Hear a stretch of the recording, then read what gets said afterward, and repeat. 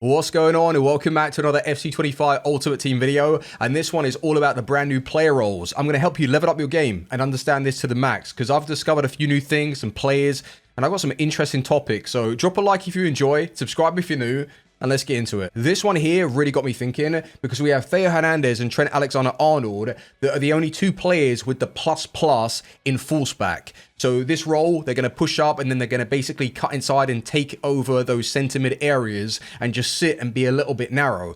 But if it's anything like FC24, you're not going to really want that, because you obviously want your fullbacks to offer the width or your wingers. But unless you play a style of like Fullback with these two, and then you go and pick wingers specifically that aren't going to cut inside, they're just going to literally stay wide. So it does give you food for thought as to how you could possibly set up your team. Maybe make it feel like really compact in the middle if you lose the ball and they're going to be available.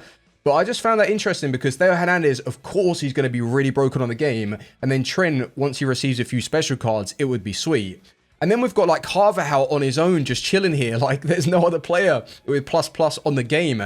So maybe like a wingback role could be really nice and just like balance. I still think though, when I went through them, the attacking wingback is probably the best. I know the stamina usage and out of position, but it is going to give you a bit more, push up and down the field. At least, you're going to get something from them. So it goes without saying that you don't necessarily need the ++ in their role to play with them, but you're not getting that full potential out of the card.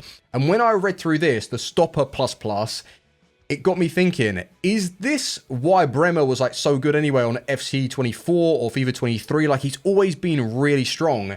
And it might be a case of like them having this feature in the game, but they just didn't really market it. Because Bremer, when you check out what it does, is it makes him more aggressive to step up and really push and get involved. And that's what I like from a defender. Now, Ruben Diaz on FC24 did receive some special cards that I enjoyed.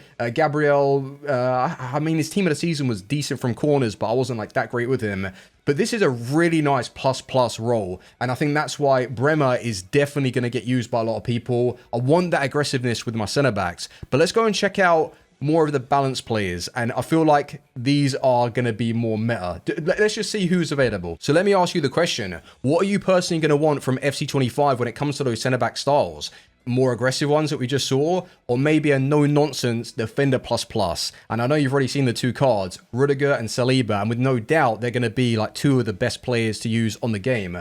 So they're not going to like carry themselves out of position too much. They're not as versatile, but what you see is what you get. And Rudiger was good last year. I loved his team of the season, and Saliba was quality. Like even his base card, always very, very good. So this is where it gets hard to pick, because Virgil van Dijk brings that reliability. So for him to have the role ++ in ball playing defender, could this mean that this role specifically is the most overpowered? Or would you rather play a ball playing with, a regular defender as well, maybe to balance it out? But I'm thinking, like, if he is going to carry himself out of position, to what extent? Like, if he's completely just, like, gone AWOL, like, I need someone to support. But then he usually does have that lengthy running style. But it just got me interested, because Virgil is, like I say, the best. And then Bastoni's received a really big upgrade. Marquinhos as well on the game is usually pretty good. And Mapillion, I don't personally use her, but she always looks incredible. So yeah, with these ball-playing defenders, maybe this is the most OP play style for a defender. I mean, if Virgil's got it, it means something, right? So first off, just look at the players. Kevin De Bruyne, Bernardo Silva that will most likely receive like a promo boost, and then Barella. Like these are some really good players on the game, and they are ones that can play the half winger ++ to max effect. And what this does, well, you can read it yourself, but you probably can't be bothered. So what this does is it gives you that width already, and then they can start playing inside as you pick up the ball. So essentially it's going to tell them to like hug the touchline in a way, maybe not to that extent, but they are going to be starting wider, so available for the pass, and that's what you want. You want to be able to play it into space. And what I mentioned earlier about the fullbacks, or technically the fullbacks, being a little bit too narrow. But then again, if you're going to be using half wingers or just wingers in general that are going to create that width, you could essentially play like a fullback, but then convert it into more of like a 3-back and be a bit more dynamic. It is really interesting, and I wonder how much like we're going to see this thing play out. But with the Barella, he is going to be top quality for sure. And that's why I'm going to be buying him as soon as possible on my RTG. So like I just said, I really do believe that half winger instruction, or role technically, is going to be incredible for this year. And it does specifically state, like, if you're playing 3 across the midfield, one of them being the wider guy is really important. And then obviously the attacking one, you're going to have to, well, bring that in if you want some more support and a threat. And with the box-to-box, in my opinion, this is the most important position in your whole team.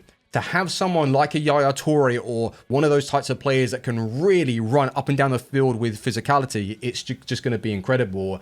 And with the brand new icon as well, to have this plus.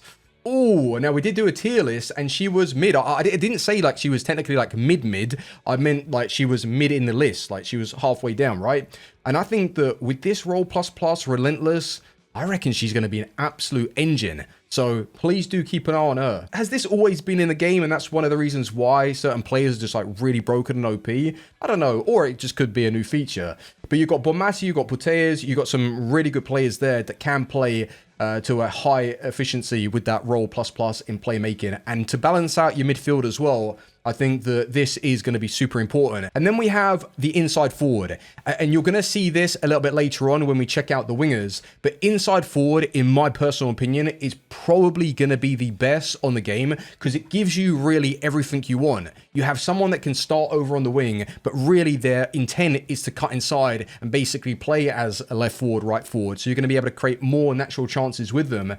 And the Miyama as well that we came across ages ago when I was looking through some of the cards, and she does look incredible to play either as a centre mid or a left mid. So to have that idea with your team for her to like cut inside anyway, like she's going to be really nice. Like she can play on the wing, she can play in the midfield, she gives you like a little bit of everything. But we're going to move over to the inside forward on the right side. Cole Palmer, you already know his team of the season, or not necessarily actually his team of the season, his future star card was literally like the most overpowered for me on the game. Loved him. Like the lengthy feel, but then he had that close control. He was just so broken. So with the inside forward plus for the right mids. And then we've got the wide playmakers. And I don't really, to be honest, I'm not really sure if this is going to hit the same. I mean, we've got Grimaldo that had an incredible season. So EA are probably trying to like play on something with him and make him like really broken in a certain setup.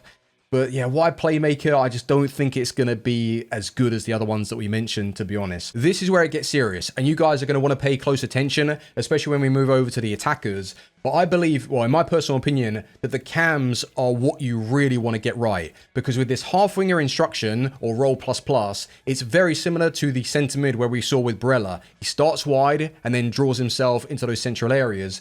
And this would be really important if you want to run like a 4-2-2. Because most of the time, like you're trying to like adjust your tactics, like create some width, but then you want to play narrow for the tiki-taka as well. And essentially what this does is it starts wide, so it creates you that width in a narrow formation, and then naturally you can play. But Dabina and Brand, I'm going to be real, they're not like the best of players. I mean, Dabina at the start of the game is going to be very nice and usually expensive, but Yuli and Brand is just going to be a bit ass, let's be real. So we're going to wait until they start giving this role plus to more players. But that's definitely an interesting one. The more I see this Shadow Striker plus role makes me realize like how broken it could be. So picture this, a 4-2-3-1, and your middle cam is obviously the Shadow Striker. That's going to give you that overlapping support. So if you like marry that up with a striker that's more physical or looking to, you know, bring in players from the midfield and allow them to like overlap, I think that could work really well as a duo. So having Musiala, Dybala, like these are good cards. Even that Lavelle, she looks ridiculous now. I was actually going to put her on the list of like meta cards, but let's be real, FC24, she was just standard fodder. But with this new plus role, her stats are really good. I mean, her shooting is a little bit low, but at the start of the game, I reckon you can still get away with that. And even Florian Wirtz, he might not have the most pace, well, similar to Dybala, but just, you know, effective at playing this role of making those overlapping runs and supporting the striker. So this is a role that I don't think you should sleep on at all. I like that a lot. If Bellingham's got Playmaker plus, it tells you that this one most likely is going to be the move for those cams. I mean, it depends how you want to play, but EA will not allow their golden boy to be average in game. Absolutely no way. Really, the two main ones you're going to be looking at are Sanchez for starter teams, and then Jude Bellingham in that cam role For real. So Playmaker plus is going to be good. Winger plus, and by no means is it a bad role. In fact, I think it's great because it allows them to stay wide and they will always look for space on the wing. So you can be a bit more creative with your centre mids and how you want to approach the play in that middle area. But with Mead only being the single player on the game that has winger plus.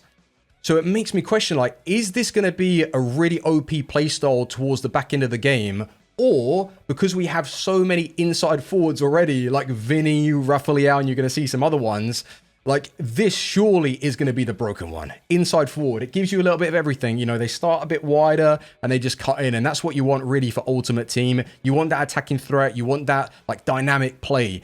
And with Vinicius Jr., you know he's going to be one of the best players on the game. And then with Hansen, Salah, Gareth Bale, like, come on. Even Saka as well. And James. Lauren James that we spoke about. She can play on the wing. She can play as a cam. She's going to be probably really, really expensive. And then Foden, I got my eye on as well. So it does, you know, give you a little bit more food for thought. Like, how exactly are you going to want to play? But that winger plus is definitely something to remember on the game. You can already picture this right now. Going into FC25 team of the season, you've got target forward plus, you've got aerial plus, you've got power header. They are going to actually break the game with this one.